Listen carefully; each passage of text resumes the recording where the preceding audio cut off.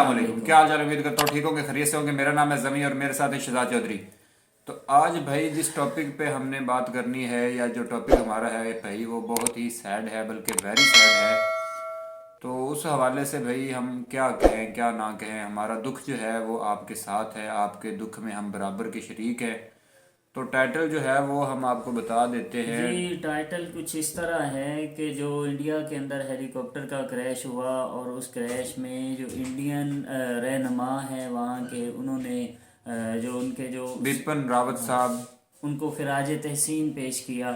तो हम आलमी अपने रहनुमा ने। बिल्कुल आलमी रहनुमाओं का हक भी बनता था, और वहाँ के लोग जितने भी थे। और उससे पहले मैं ये कहना चाहूँगा कि हम अपने चैनल की तरफ से कुछ इस तरह खराज तहसीन पेश करना चाहेंगे कि हमारी मौत भी क्या मौत होगी ए वतन, हमारी मौत भी क्या मौत होगी ए वतन, तुम पे मरते हुए मर जाएंगे मिट जाएंगे। तो यकीनन यही मौत, कहते हैं कि जान दी तो उसी की दी हुई थी। बिल्कुल हक बिल्कुल। तो ये है कि हक अदा ना हुआ। तो यकीनन हमारा हक क्या है इस जान पर, ये तो सारा कुछ हमारे वतन का, हमारे मुल्क का हमें सौंपा हुआ है। तो वक्त आने पे हमने अपने मुल्क पर ही से कुर्बान करना है। तो चलिए वीडियो स्टार्ट करते हैं, तो देखते हैं इसका। सो अब ये बात कंफर्म हो चुकी है। I am really sad to record this video, मगर हमारे देश के पहले चीफ ऑफ डिफेंस स्टाफ नहीं रहे। MI-17 हेलीकॉप्टर क्रैश जो हुआ है तमिलनाडु में, वहां पर 13 फेटलिटीज आई हैं, सिर्फ एक सर्वाइवर है। अनफॉर्चुनेटली हमारे चीफ ऑफ डिफेंस स्टाफ, 13 इनकी बंदे पत्नी, हैं। दोनों यहाँ पर सरवाइव नहीं कर पाए। और अब देखिए, पत्नी भारतीय वायुसेना, भारतीय थल सेना करेगी इन्वेस्टिगेशन। मेरे हिसाब से इतने बड़े लेवल की और इतनी इंटेंस इन्वेस्टिगेशन भारत के इतिहास में आखिरी बार सिर्फ 1977 में हुई थी, जब हमारे देश के पूर्व प्राइम मिनिस्टर मोरारजी देसाई का एक एयरप्लेन क्रैश कर गया था। ये भी था Russian made Tupolev Tu-124 plane. ये 1977 में क्रैश कर गया था। इंडिया के प्राइम मिनिस्टर यहाँ पे ऑन बोर्ड थे, कई स्टेट्स के चीफ मिनिस्टर यहाँ पे ऑन बोर्ड थे। यहाँ पे आप देख पाओगे, ये उस प्लेन की फोटो है। कई लोग यहाँ पर मारे गए, मगर मिराकुलसली भारत के उस वक्त के प्रधानमंत्री मोरारजी देसाई यहाँ पर बच गए। और इस इंसिडेंट की बहुत ही ज्यादा थॉरो इन्वेस्टिगेशन करी गई थी। इंटरनेशनल एजेंसीज बुलाई गई, इंडिया की सिक्योरिटी एजेंसीज ने कई महीनों तक यहाँ पे इन्वेस्टिगेशन करी है।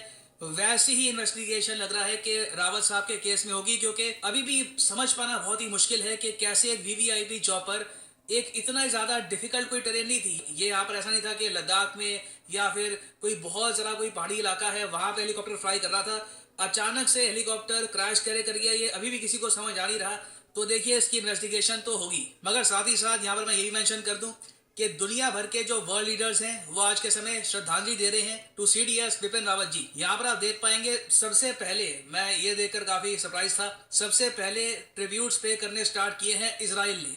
और इसराइल की सरकार के previous prime minister, current defence minister, current foreign minister, सब लोग ही बढ़ चढ़ के रावत साहब की तारीफ कर रहे हैं। कह रहे हैं कि हमने एक दोस्त खो दिया, we lost a friend today. इन्होंने सबसे ज्यादा कोऑपरेशन करी थी बिपिन रावत साहब के साथ। इंडिया और इसराइल के डिफेंस रिलेशंस को मजबूत करने में मैं कहूंगा रावत साहब का भी एक बहुत ही क्रिटिकल रोल था। इसलिए बेंजामिन नेतन्याहू ने खुद यहाँ पर ट्वीट करी है, I was deeply saddened to learn about the deadly helicopter crash that killed India chief of defence staff general Bipin Rawat, his wife and 11 others in Tamil Nadu. और फिर यहाँ पे आप देख पाओगे, इसराइल के जो रक्षा मंत्री है, इनकी भी ट्वीट है। इसराइल के जो विदेश मंत्री हैं, ये तो बिल्कुल हिंदी में देवनागरी में यहाँ पर लिख रहे हैं। और सबसे ज्यादा ट्रिब्यूट्स आज के समय अगर दिए हैं तो इसराइल की सरकार ने दिए हैं। इवन इसराइल के मैं देख रहा हूँ कई जो इनके इन्फ्लुएंसर्स हैं, जो आम नागरिक हैं, वो भी इस वक्त इंडियंस के साथ ग्रीव कर रहे हैं over the loss of CDS Bipin Rawat साहब। फिर इंटरेस्टिंगली इनफ पाकिस्तान की तरफ से भी आप अगर देखें तो ट्रिब्यूट्स आए हैं। DGISPR की ये ट्वीट है, ये लोग कह रहे हैं कि जनरल जावेद बाजवा ने भी यहाँ पर अपनी कंडोलेंसेज दी हैं on the tragic death of CDS general Bipin Rawat. इसके अलावा इमरान खान की तरफ से मैंने कोई स्टेटमेंट या ट्वीट अभी तक जब मैं वीडियो रिकॉर्ड कर रहा हूँ नहीं देखी। फिर आगे आप अगर देखें तो भूटान के PM ने भी यहाँ पर ये ट्वीट करी है। देखिए, भूटान के लिए तो रावत साहब बहुत ही स्पेशल थे, और इसलिए भूटान के लोग इनको याद भी कर रहे हैं। जब डोकलाम क्राइसिस हुआ था, जब चाइना ने भूटान को बुली करने की कोशिश करी थी 2017 में, और इंडियन फोर्सेस बिल्कुल चाइना के सामने खड़ी हो गई थी भूटान के डिफेंस में, उस वक्त रावत साहब देख रहे थे पूरी सिचुएशन को। इसलिए आज के समय भूटान की सरकार, इनके लोग जेन्युइनली मिस कर रहे हैं रावत साहब को। अब ये इसके बारे में मैं क्या करूँ, यहाँ पे मैं रुक जाता हूँ। यहाँ पे मैं लिटरली मुझे समझ नहीं आ रहा मैं क्या इस पे क्या कमेंट्री करूँ। ताइवान के जो विदेश मंत्रालय का ट्विटर हैंडल है, इन्होंने भी यहाँ पर कहा है, our heartfelt condolences to the family, friends and loved ones of general Bipin Rawat. और नीचे यहाँ पर लिखा है Taiwan as a country, Taiwan grieves with India in this difficult time. अब अजीब बात देखो, पता है क्या है, ये ऐसी ट्वीट है जिसको भारत सरकार बिल्कुल इग्नोर कर देगी, इसका कोई जवाब नहीं आएगा। तो ये मुझे बड़ा अजीब लगता है कि इजराइल, यूएस, भूटान, बाकी कंट्रीज का एक रिस्पॉन्ड भी हम करते हैं, इंटरेक्शन होती है, ये ट्वीट बिल्कुल ही इग्नोर कर दी जाएगी। इन्होंने इंडियन एयरफोर्स के रिप्लाई में यहाँ पर ये ट्वीट करी है। खैर, ताइवान की तरफ से भी कंडोलेंसेज आई है, और उसके अलावा जो वेस्ट ताइवान है, I am sorry, the People's Republic of China है, वहां से भी आप अगर देखो तो उनके जो एम्बेसडर हैं टू इंडिया, उन्होंने कहा है कि deep condolences, my sympathy goes to all the family members of general Bipin Rawat. Australia के जो एम्बेसडर हैं, जो हाई कमिश्नर हैं टू इंडिया, इन्होंने भी यहाँ पर ट्वीट करी है। ऑस्ट्रेलिया ने वेरियस प्लेटफॉर्म्स में, इनकी जो डिफेंस मिनिस्ट्री है वहाँ से भी स्टेटमेंट आई है। ऑस्ट्रेलिया ने ऑफ कोर्स यहाँ पर स्टेटमेंट दी है। जापान की तरफ से स्टेटमेंट आई है। रशिया के जो एम्बेसडर हैं टू इंडिया, उन्होंने भी ये कहा है कि रशिया ने आज अपना बहुत ही एक क्लोज फ्रेंड खो दिया। रावत साहब की मैं ये कहूँगा स्पेशलिटी थी कि इन्होंने बहुत ज़्यादा मिलिट्री एंगेजमेंट बढ़ाई इजराइल, यूएस और रशिया के साथ। इंडिया की रशिया के साथ जो मिलिट्री एक्सरसाइजेस है, ओवरऑल आप देखोगे कि मिलिट्री टू मिलिट्री एंगेजमेंट काफ़ी हद तक बड़ी थी अंडर बिपिन रावत, और इसलिए यहाँ पर इन्होंने कहा है goodbye friend, farewell commander. उसके अलावा यूनाइटेड स्टेट्स ऑफ अमेरिका ने अलग से एक मैसेज सेंड किया है। इन्होंने ये कहा है कि रावत साहब एक बहुत ही स्ट्रांग फ्रेंड और पार्टनर थे यूनाइटेड स्टेट्स ऑफ अमेरिका की। और बिल्कुल मुझे आज भी याद है, एक्चुअली 2019 में जब बिपिन रावत बने थे CDS ऑफ इंडिया, पहले chief of defence staff of India, उस वक्त यूनाइटेड स्टेट्स ऑफ अमेरिका पहला देश था जिसने इनको कंग्रेचुलेट किया था। बाकी भी कंग्रेचुलेशन आई थी, मगर यूएसए ने होल हार्टेडली इनको वेलकम किया था।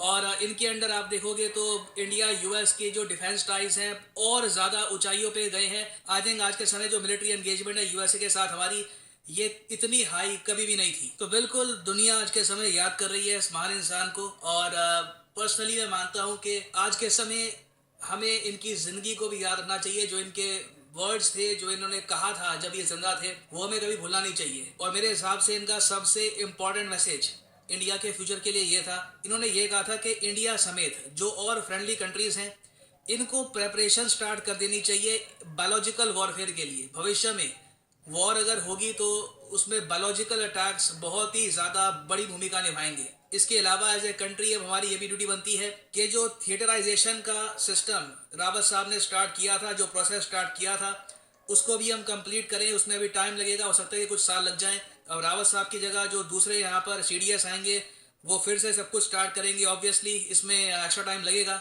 मगर आई थिंक रावत साहब की जो लेगेसी है उसको एक प्रॉपर रिस्पेक्ट हम दे पाएंगे अगर हम भारत की आर्म फोर्सेस की प्रॉपर थिएटराइजेशन कर पाएं। और अगर आप जानना चाहते हैं कि थिएटराइजेशन क्या होती है, मैं किसके बारे में बात कर रहा हूँ, तो इस पर मेरी एक बहुत ही अच्छी वीडियो है, करीब 5 लाख लोग इसको देख चुके हैं। आप अगर सर्च करोगे इंडियन एयरफोर्स वर्सेस CDS, तो इससे रिलेटेड आपको वीडियो मिल जाएगी। इंटीग्रेटेड थिएटर कमांड का इशू क्या है ये मैंने समझा रखा है। तो overall salute to this legend. इन्होंने अपनी देश की जी जान से सेवा करी, even till his last breath. The nation salutes him. ओम शांति। इसी नोट के साथ ये है वीडियो का अंत। Thank you for listening and as always God bless you all.